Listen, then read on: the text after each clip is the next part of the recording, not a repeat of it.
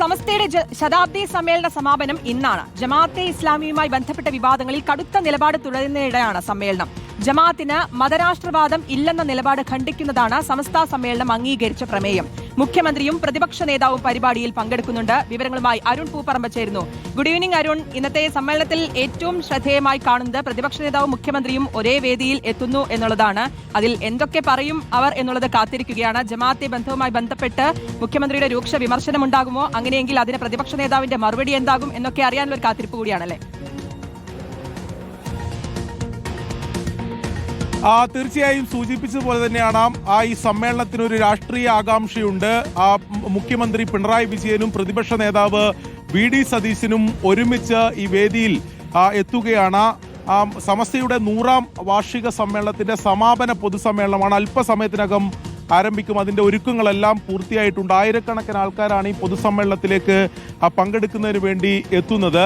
നേരത്തെ സൂചിപ്പിച്ചതുപോലെ തന്നെ സമസ്തയുടെ സമ്മേളനത്തിൽ തന്നെയാണ് ജമാഅത്തെ ഇസ്ലാമിയെ രൂക്ഷമായി വിമർശിച്ചുകൊണ്ട് പ്രമേയം പാസാക്കിയത്. കഴിഞ്ഞ ദിവസം UDFന്റെ ജാഥ തുടങ്ങുന്ന ദിവസമാണ് പ്രതിപക്ഷ നേതാവ് ജമാഅത്തെ ഇസ്ലാമിയുടെ പിന്തുണ സ്വീകരിക്കും എന്ന തരത്തിൽ, പിന്തുണച്ചാൽ അത് സ്വീകരിക്കുമെന്ന തരത്തിൽ പ്രതികരണം നടത്തുകയും അത് തുടർ ചർച്ചയാവുകയും ചെയ്യുന്നതിനിടെ സമസ്ത സമ്മേളനത്തിൽ തന്നെ അതിനെ രൂക്ഷമായി വിമർശിച്ച് പ്രമേയം പാസാക്കി. അതോടൊപ്പം തന്നെ സമസ്തയുടെ മുശാവറ അംഗങ്ങൾ ഉൾപ്പെടെയുള്ളവർ അതിൽ വിമർശനവുമായി രംഗത്ത് വരുന്ന സാഹചര്യമുണ്ടായി.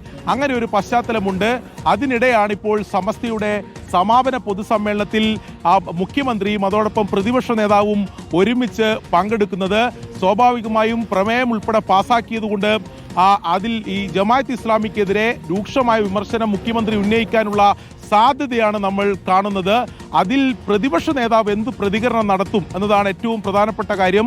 കാരണം പ്രതിപക്ഷ നേതാവിന്റെ നിലപാടിനെ തിരുത്തി അതിനെ വിമർശിച്ച് സമസ്ത രംഗത്ത് വന്ന സാഹചര്യം ഒരു വശത്തുണ്ട്. അതുതന്നെയാണ് ഏറ്റവും പ്രധാനപ്പെട്ട രാഷ്ട്രീയ കൗതുകവും ഉള്ളത്. അതോടൊപ്പം മുസ്ലിം ലീഗ് നേതാക്കളും ഉൾപ്പെടെ ഈ പരിപാടിയിൽ പങ്കെടുക്കുന്നുണ്ട്. നേരത്തെ തദ്ദേശ തെരഞ്ഞെടുപ്പിന്റെ ഘട്ടത്തിലും ഈ ജമാഅത്ത് ഇസ്ലാമിയുടെ പിന്തുണ സ്വീകരിക്കുന്നതുമായി ബന്ധപ്പെട്ട് സമസ്ത ഉൾപ്പെടെയുള്ള മുസ്ലിം സംഘടനകൾ വിമർശനവുമായി രംഗത്ത് വന്നിരുന്നു. അത് ഇക്കെ സമസ്ത മാത്രമല്ല, AP സമസ്ത, മുജാഹിദ് സംഘടനകളൊക്കെ അത്തരം എതിർപ്പുമായി രംഗത്ത് വന്നിരുന്നു. പക്ഷേ UDFും പ്രത്യേകിച്ച് പ്രതിപക്ഷ നേതാവ് ഉൾപ്പെടെ ആ നിലപാട് ആവർത്തിക്കുന്നു. അതായത് അത്തരം ഈ ജമാഅത്ത് ഇസ്ലാമിയുടെ പിന്തുണ സ്വീകരിക്കുമെന്ന നിലപാട് ആവർത്തിക്കുന്ന സാഹചര്യമുണ്ട്.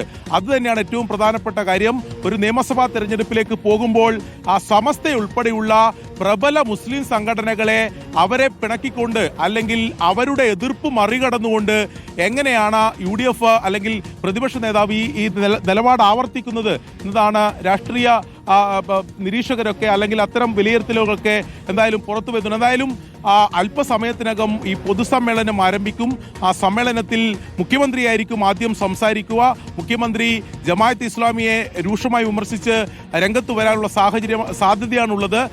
അതിന് പ്രതിപക്ഷ നേതാവ് ഏത് രീതിയിൽ മറുപടി പറയും? സമസ്ത നേതാക്കളൊക്കെ വേദിയിലുണ്ടാകും. നൂറുകണക്കിന് ആയിരക്കണക്കിന് ആൾക്കാർ ഈ ആശയം മുന്നോട്ട് വെക്കുന്നവർ സദസ്സിലും ഉണ്ടാകും. എല്ലാ രാഷ്ട്രീയ കേരളം തന്നെ ഇത് വീക്ഷിച്ചുകൊണ്ടിരിക്കുകയാണ്. അപ്പോൾ സ്വാഭാവികമായും അതിന് പ്രതിപക്ഷ നേതാവ് ഏത് രീതിയിൽ മറുപടി നൽകും എന്നതാണ് കാത്തിരുന്ന് കാണേണ്ടത്. തീർച്ചയായിട്ടും. എന്തായാലും കാന്തപുരത്തിന്റെ കേരള യാത്രയിൽ കണ്ട പോലെ ഒരു വാക്പോരുണ്ടാകുമോ എന്നുള്ളതാണ് ഇന്നിപ്പോൾ ഉറ്റുനോക്കുന്നത് ജമാഅത്തെ ഇസ്ലാമിയുമായി ബന്ധപ്പെട്ട വിഷയത്തിൽ. വിവരങ്ങളാണ് അരുൺ പൂപ്പറമ്പ് നൽകിയത്.